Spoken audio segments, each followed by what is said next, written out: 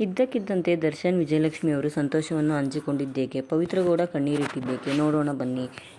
ಜೈಲಿನಿಂದ ಹೊರಬಂದ ನಂತರ ದರ್ಶನ್ ಪತ್ನಿಯವರು ದರ್ಶನ್ ಹಾಗೂ ಯಾವಾಗಲೂ ಜೊತೆಗೇ ಇರುತ್ತಾರೆ ಹಾಗೂ ಎಲ್ಲೇ ಹೋದರೂ ಜೊತೆಗೇ ಇರುತ್ತಾನೆ. ತನ್ನ ಪತಿಯ ಕಷ್ಟ ಎಲ್ಲವನ್ನು ಅರಿತುಕೊಂಡ ವಿಜಯಲಕ್ಷ್ಮಿ ಅವರು ಎಂದಿಗೂ ತನ್ನ ಪತಿಯನ್ನು ಕೈ ಬಿಡಲಿಲ್ಲ ಹಾಗೂ ಅವರು ಏನೇ ಕಷ್ಟದಲ್ಲಿದ್ದರೂ ಕೂಡ ಅವರನ್ನು ಅವರು ಹೇಗೆ ಎಷ್ಟು ಚೆನ್ನಾಗಿ ಕೇರ್ ಮಾಡಿದರು ಹಾಗೂ ಹೊರತರಲು ತುಂಬ ಕಷ್ಟವನ್ನು ಪಟ್ಟರು.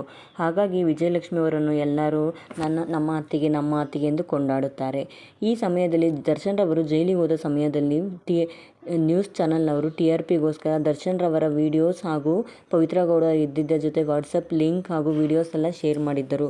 ಇದಕ್ಕಾಗಿ ವಿಜಯಲಕ್ಷ್ಮಿ ಅವರು ಕೋರ್ಟಿನಲ್ಲಿ ಕೇಸನ್ನು ದಾಖಲು ಮಾಡಿದ್ದರು.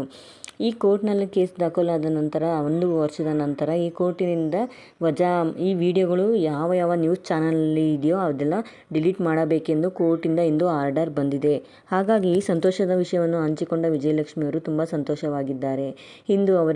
ಇಂದು ಈ ಕೋರ್ಟ್ ಕೇಸಿಗೆಲ್ಲ ಪವಿತ್ರ ಗೌಡ ಸಂಬಂಧಕ್ಕೆಲ್ಲ ಒಂದು ಮುಕ್ತಿ ಸಿಕ್ಕಿತು, ಎಳ್ಳು ನೀರು ಬಿಟ್ಟಂಗಾಯಿತು ಎಂದು ತಮ್ಮ ನೆಂಟರ ಬಳಿ ಹೇಳಿಕೊಂಡಿದ್ದಾರೆ. ಹಾಗೂ ದರ್ಶನ್ ವಿಜಯಲಕ್ಷ್ಮಿ ಅವರು ಇತ್ತೀಚಿನ ದಿನಗಳಲ್ಲಿ ಈ ವಿಡಿಯೋ ಎಲ್ಲ ಡಿಲೀಟ್ ಆದ ನಂತರ ಹಾಗೂ ಯೂಟ್ಯೂಬ್ ಹಾಗೂ 7 ನ್ಯೂಸ್ ಚಾನಲ್ಗಳಲ್ಲಿ ಈ ದರ್ಶನ್ ವಿಡಿಯೋಗಳನ್ನು ಹರಿಬಿಡಲಾಗಿತ್ತು.